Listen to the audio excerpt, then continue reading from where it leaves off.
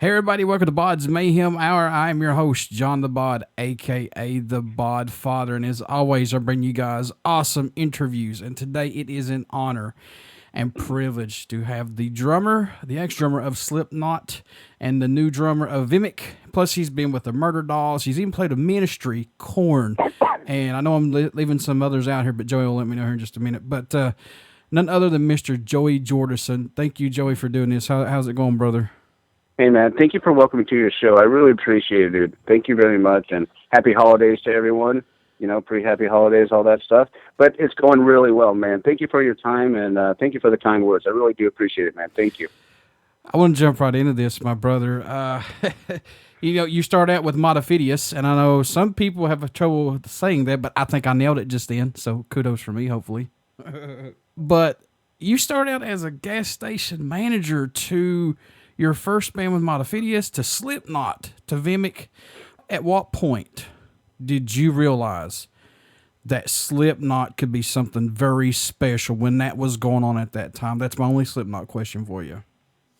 That's a good question, actually. And the way it wasn't even Slipknot at the time. What it was is Sean Cran and Paul Gray came down to the gas station Sinclair where I was working night shift. I work from 10 to 8 in the morning. And they came down there, and they came up and asked if I, and I was like, hey, man, how you guys doing? I just thought they were just hanging out or whatever. They're like, hey, man, we want you to, come check something out, something they were working on. And, I was like, hey, man, I'll just give you a call you tomorrow. And, I got some time, before I go to work, which I worked at 10. So I went over to where they were rehearsing over in Rutland Avenue. I went over there around 6 o'clock and went down in the basement. And, they played me a little, demo of like what they were doing. And I'm like, hey, man, let me try this out. And I went and sat behind the kit. And right then we jammed out 4 songs, which were, it wasn't Sick at the time. It was called Slipknot. Mm-hmm. Slipknot Gently and Fur and Rage and Rage, I believe, were the songs that we went through that night, and that was the beginning of it. And it was like probably one of the best gigs. It was in a dingy little basement, but probably one of the best gigs I've ever done in my life, man. Like it really set up my whole life, and could not be more happy for it, man. Very proud to be a part of that band for all those years, and I wish those guys nothing but the best. They're my brothers and always will be. I love them very much, and hello to the maggots, all that stuff. Just to get that out of the way, Slipknot is part of my blood, always will be. Yeah. And no matter what, I always will be number one. And just that's my number, not that I'm number one per se. You know what I mean? That's just my number in the band. Yeah. So don't get that misconstrued. But I mean, I'll always be, right. The drummer of Slipknot, in my opinion. Yeah. But, that's what I was going to say. That's where I'll leave it at that. Yeah, that's what I was going to say. I mean, I've had many, many conversations. You're still a drummer, Slipknot in my book and everybody's book that I've talked to. Thanks, man. Seriously. I am. It doesn't matter. I wasn't just a drummer. I was a songwriter, artist, producer, mixer, and all that stuff. I don't like having to call. A man doesn't have to call attention to his actions, but, I was. Mm-hmm. And it's important for people to know. But the thing is, life takes you down weird roads, and you got to move on, and you got to keep, sometimes you just got to reinvent yourself, man. Yeah. And, like, those guys are my brothers and always will be, and I love them very much, and I wish them nothing but the best. Let's get on to Vimic here, man. I'm really impressed with this band, especially the 3 tracks that you guys got out. But what's impressed you, Joey, the most about Vimic and adding, you got Kalen Chase, Kyle, and I hope I pronounced his last name right, Conkiel, and Jed Simon and Matt Tyrock. What's impressed you the most about this nucleus of musicians, man? Let me tell you, first of all, Jed Simon is like, there's not many people I look up to in music. I mean, there's a lot of people I look up to in music, but there's like counterparts that you play with. Mm-hmm. And like, of course you meet people along the way. Jed Simon, as far as I'm concerned, might be one of the last remaining, not only one of the best metal guitar players of all time, but one of the last remaining rock stars of his generation, and like where he comes from. To play with that guy still blows my mind. It's weird. Like, sit there and we'll just be cruising through like, St. Marionette or Simple Skeletons, or going through like an old song like Blood Host, or like we'll jam on like some old like strapping stuff, or we'll play some old Slipknot stuff or whatever, just, in rehearsal, just screwing around. I'm like, that's Jed Simon, and it's not like a guy that I've just, picked up, down the street or something. I'm like, so it's like really, really, really cool to play with someone like Jed, because he inspires me, and I look up to him very much. As far as, like, say, Kyle, from, the bands he's played with, like, In This Moment and all stuff, I'm really inspired by him because his energy and his strength are pretty much unmatched. And, like, as far as, like, his performance and his overall kindness of the band and his heart for the band, and, like, what he'll do anything for the band, that's, like, another thing. That's, like, another part. Kalen, like, the singer, he's pretty much, my best friend on the planet. Like, so, besides, of course, Paul Gray, who passed, God bless him.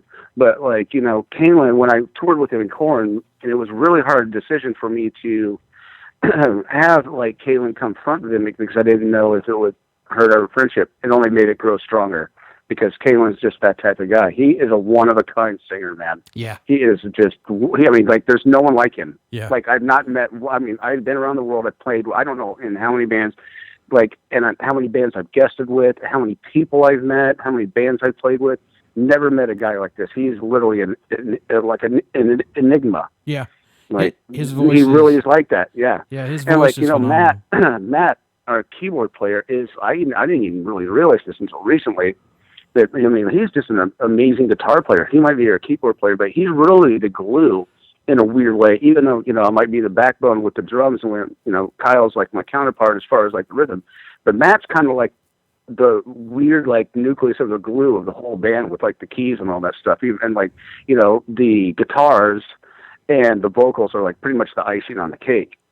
Yeah. So, and our new guitar player, Steve Marshall, like, man, the dude is just unreal. Like, he is just, like, I haven't met a guitar player that has actually floored me. Like just watching him play. He came in and knew the songs better than we did. Jeez. Like, wow.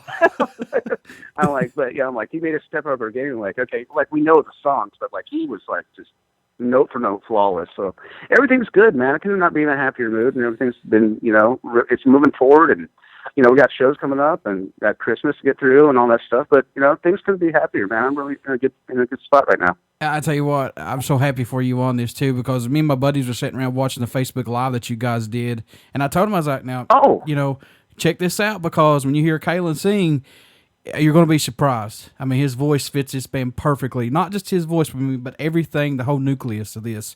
And if you can't get into this and you're a metalhead, there's something badly fucking wrong with you, because we were sitting here and all of us was just like, whoa.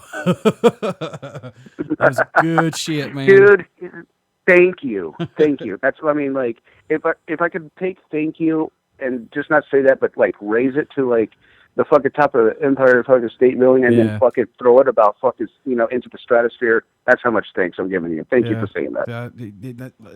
Trust me, it's all mutual, brother. We're all brothers here in the metal world. That's the way I see it. So absolutely. Absolutely. Yeah.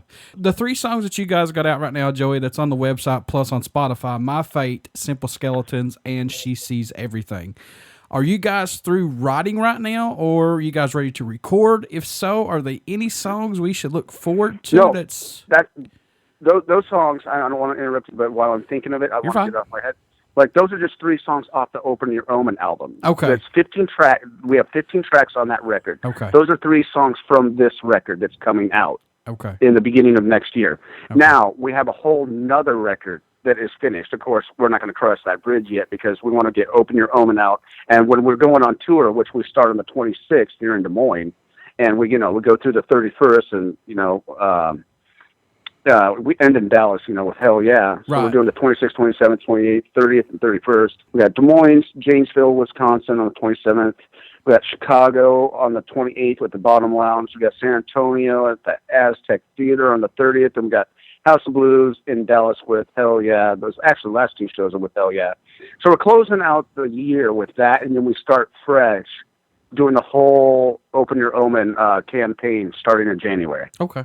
Are there any songs off that album, man, that's impressed you the most that we should look forward to, possibly, that you could talk about? There's, one song that I really like. Actually, there's a few. there's a song called "I Fear the Worst," which we played that live, which is just a killer melody. The last track on the album, a track called "The Enemy," is probably one of my favorite tracks on the record. But I mean, like the ones that we've already released, I don't want to give too many away because I don't want to spoil it. Right. But I'll say like the last track on the record, "The Enemy," kind of like says it all, and I think everyone can relate to that track because everyone's got something. Even it doesn't have to be a person.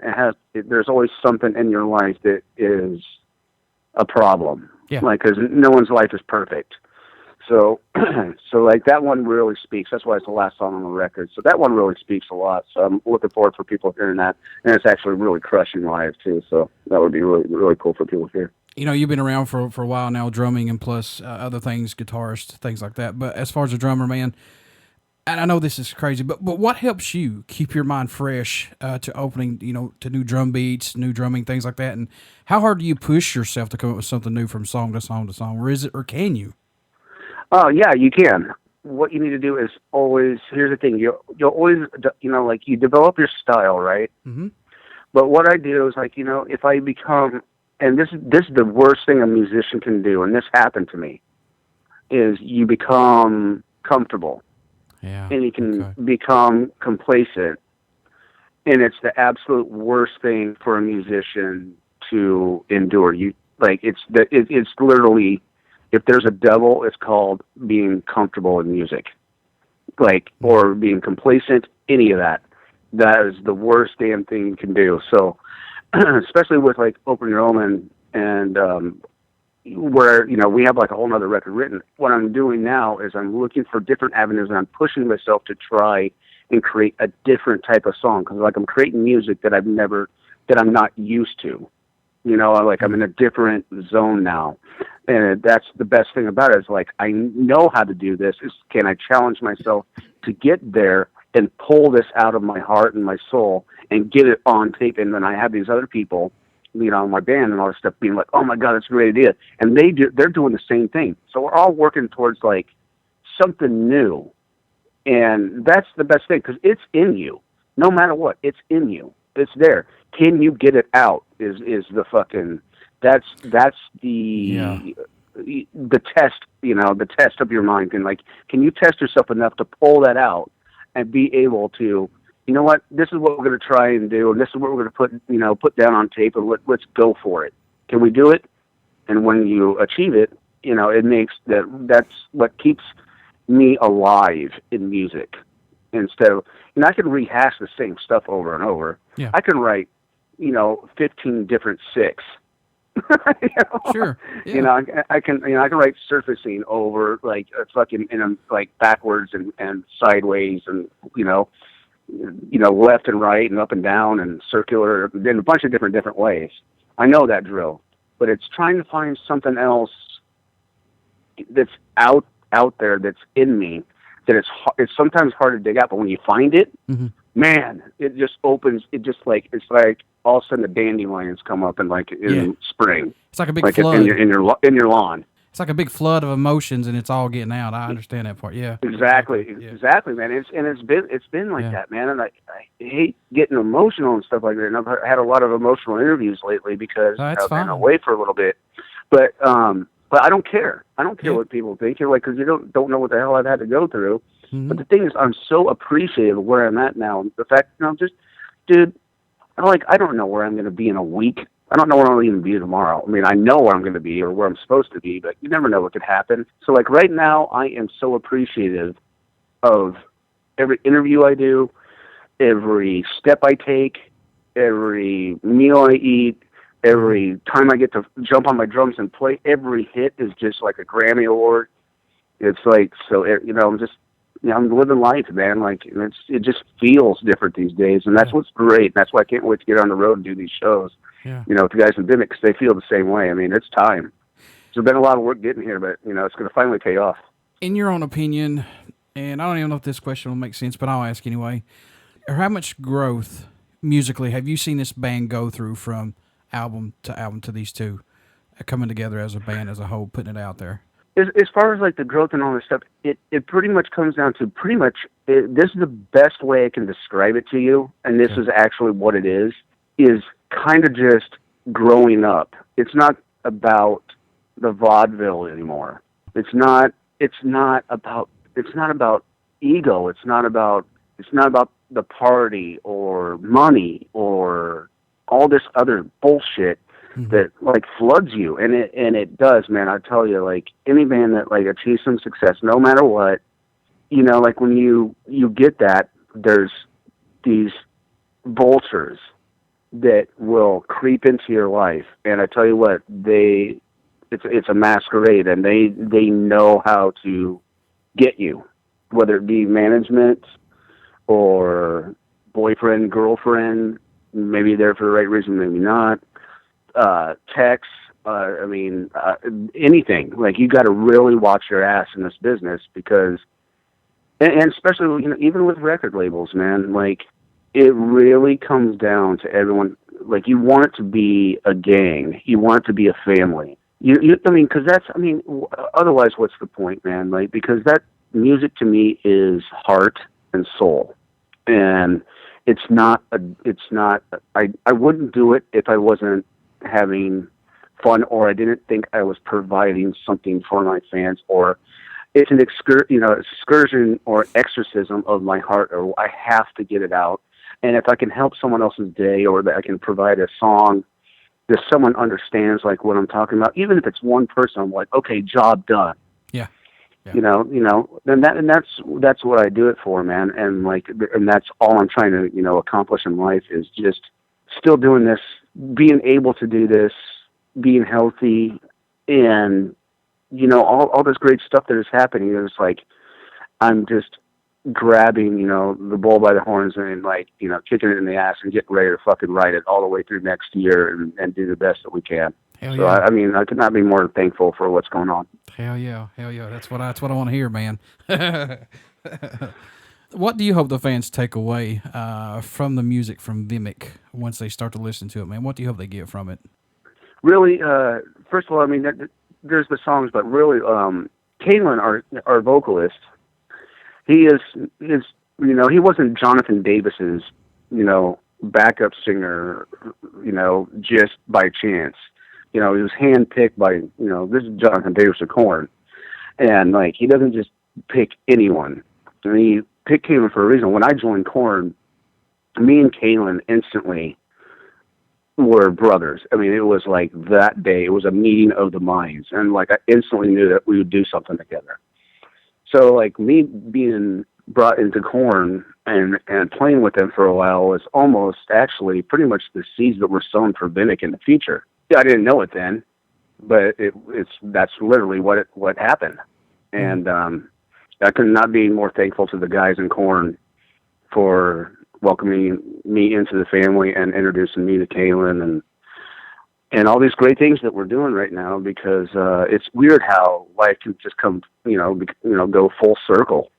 And we're just very excited about everything that's going on, man. It's gonna be quite a ride. It's gonna be really fun. I can't wait. You got full support Thanks, from me, man. Totally full support from my show. Thank you very much. So. Once you guys get out on the road and go full force with this, Joey, what can we expect of this show from you guys? Well, a lot of bands try and promote themselves like, oh man, you're going to get total full energy and we're going to kick your ass and it's going to be the best show you've ever seen and shit like that. I'm not trying to sell myself like that. What I can tell you is when you come to see us, what you're going to get is complete love and honesty from the stage and the most energy we can possibly give at that moment. We're, of course, we're a new band and, of course we're on a limited budget, but we're going to give you the best show we can at that time. There is no one that's going to go up feeling like shit because everyone is completely excited. Everyone is completely rehearsed. Everyone is completely on point. And that is the best thing because I have no worries. So when you see us live, when we come out, you're going to get complete honesty, complete proficiency, and we're going to give you the best show we can possibly give you with every ounce of our heart. That's all I can tell you. Since this is the digital era of music, Joey, with albums and everything getting out there more, do you like this way the music is now, digital era, or do you prefer just wanting to be in the studio and not to have anything to do with digital? What's your take on this? I will tell you, like, the thing is, when when the days change and the eras change, you have to change with them. There's nothing you can do about it, especially in the music industry, and the music industry almost more than anything. Like, you can go buy DVDs and shit like that. Like, I go to, like, unless I have to drive 197 miles. Damn. To actually go to a real record store anymore. Jeez. Because there's none left in Des Moines. There's none. Unless you go, like, to, like a used CD shop, but you don't know what you're necessarily going to get there. But if you, like, want real stuff, like, I have to fucking take, like, a 3.5-hour drive. But I do it, because I still believe in record shopping. I don't mind the digital age and everything because it helps out so much, and that's just what, that's the way kids like to do it. And maybe they don't come from, like the old school or something like that. That's maybe just kind of like what they were, their counterparts and, the kids that they're with and all that stuff. I wish they could experience what, I did as a kid, like when you picked up like Metal Maniacs or Metal Mania or Rip or whatever, and you looked at the back of the magazine and you see or you read an interview, and at the very end it says, this album is coming out this date, and then on Tuesdays, at 9:50, I'm right at the door waiting for him to pull the door open so I can run right to Musicland or the record shop here in Des Moines, and they pull the door open. I run right there and pick up the tape or the CD and run it right to the cashier. I mean, like, those days are just kind of history.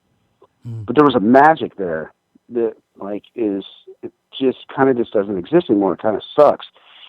At the same time, what's happening now, with, the digital, and they're great. I love it. I think it's total promotion.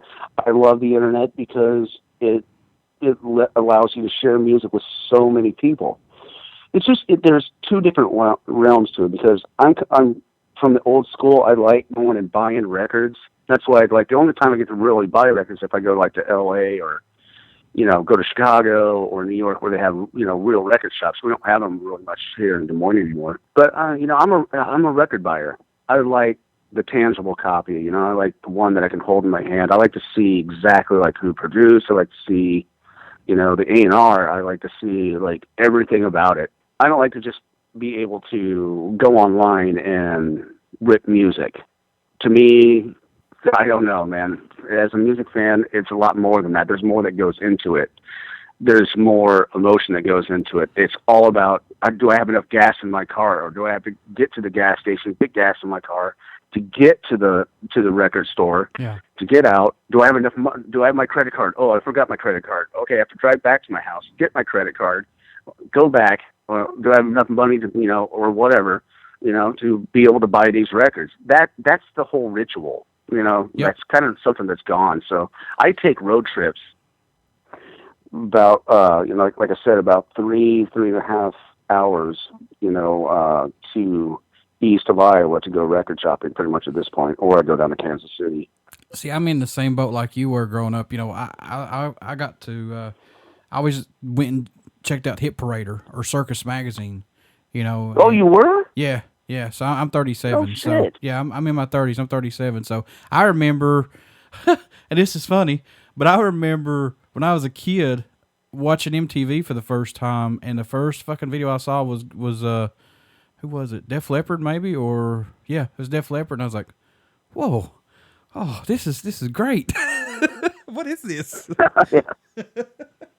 But yeah, that's what sparked it for me. Then Guns N' Roses come along and things like that, and then.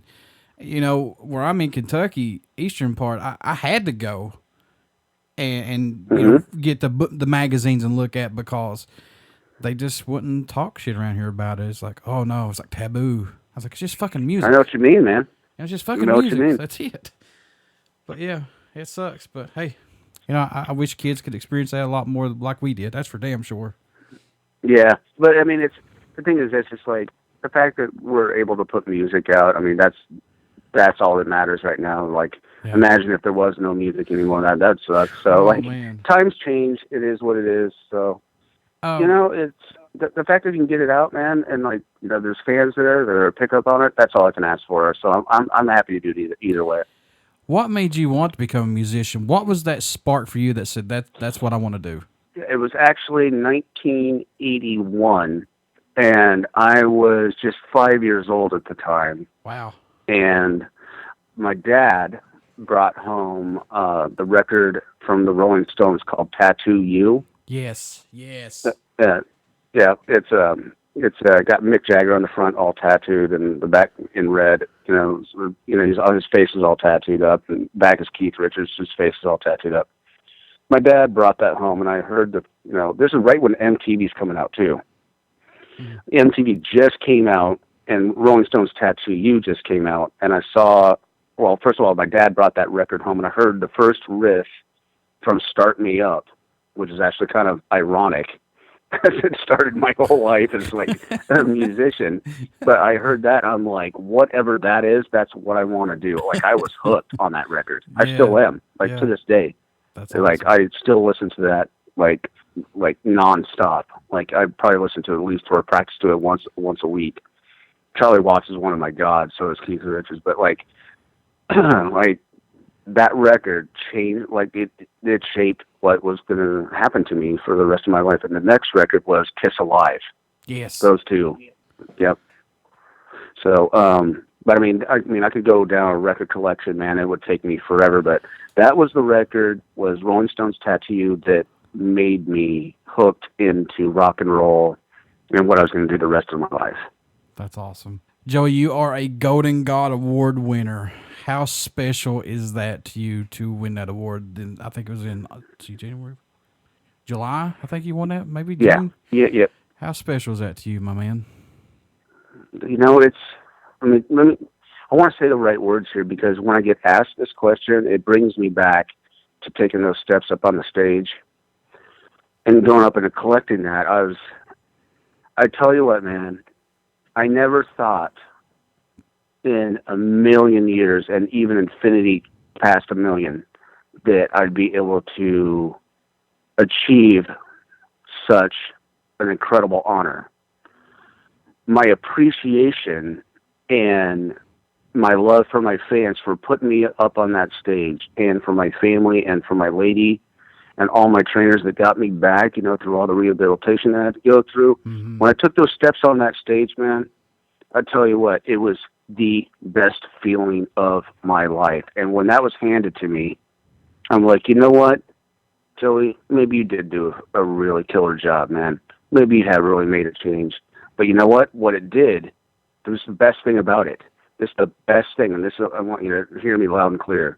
What it did is it re-inspired my whole life to, no matter what, do the best I can do while I'm here on earth, and no slacking whatsoever. It's absolutely 100 and 1,000 million times infinity% completely full force.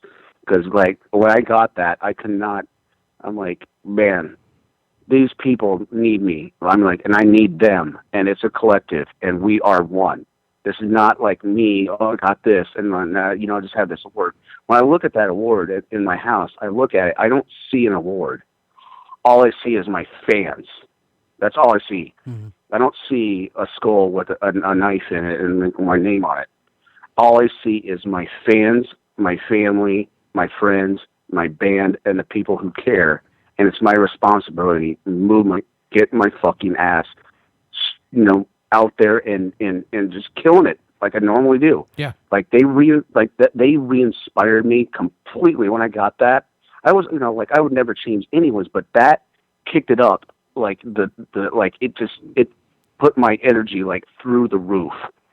And I was like, I could not believe it, man. And honestly, to my fans, whoever's reading this, whatever, listening, whatever, I love you so much, and thank you for making my dreams come true. Without you, I am nothing. I'm just a guy. And the fact that you guys have taken the time out of your lives to listen to my music and taking the time to give me an award like that, I cannot even be more thankful. Thank you. You know, I don't know if you got to see the video or not, but as you were coming out, Amanda was with you, and to see her reaction, and dude, that's even getting me choked up here a little bit. To see her Yeah, reaction, to see her reaction, the smile on her face, to see you walk across there. I mean, you know, more than likely it left her speechless. I mean, you can just see the joy on her face to see you do what you love and to get back out there, man. I tell you what, man, like, she literally is an angel walking the earth. Like, a lot of people, like, you know, people are assholes, and they're always going to say something, but I'm telling you what, man, without that woman, I don't know if I'd be here. You know, she shaped my ass up, and she got me, and she did everything for me. She got me the right trainers, got me back walking, you know, makes me feel good. You know, I'm at her family's house right now actually doing an interview, so it feels a little weird, but but man, I tell you what, man, she's definitely an angel, and I could not be more thankful for such a person. She came into my life at the right time. Folks, talking about you. You want to do an interview? No. That's her right there. Folks, Vimic is on tour December 26th in Des Moines, Iowa. They kick off at Woolies. And they end the tour December 31st in Dallas, Texas with the mighty Hell Yeah at House of Blues. Yep. So let me tell you, folks, if you haven't heard of Vimic, listen to their music, get off your ass and listen to them. Joey, as a fan, my friend, thank you from the bottom of my heart for everything you've done. Dude, you're totally welcome. Anytime you want to just call and rap or whatever, just give me a call, dude. It's great to talk to you, and you know, thank you to all the fans, all the listeners, whatever. I mean, I can't wait to see everybody, man. It's been a long time getting back to this point, and right now, like, the band is ready to go. We can't wait to see the fans, man. We just cannot wait. We're ready to go. So it's gonna be great. It's gonna be heavy, for sure. How can people stay in touch with you guys? Find out what's going on. How can they do that, man? You just go through the internet. Just go through like the Vimic website and Instagrams and all that stuff. Okay, good deal. And before I let you go, will you care to do a promo for my show? Okay. Hey, everybody. This is Joey Jordison from the band Vimic, also Sinsaenum, and you're listening to BODS Radio Hour. Everybody stick around. We got some great music coming up, and you only hear these interviews right here on BODS Mayhem Hour and Uber City Radio. Thanks, Joey. You're welcome, man.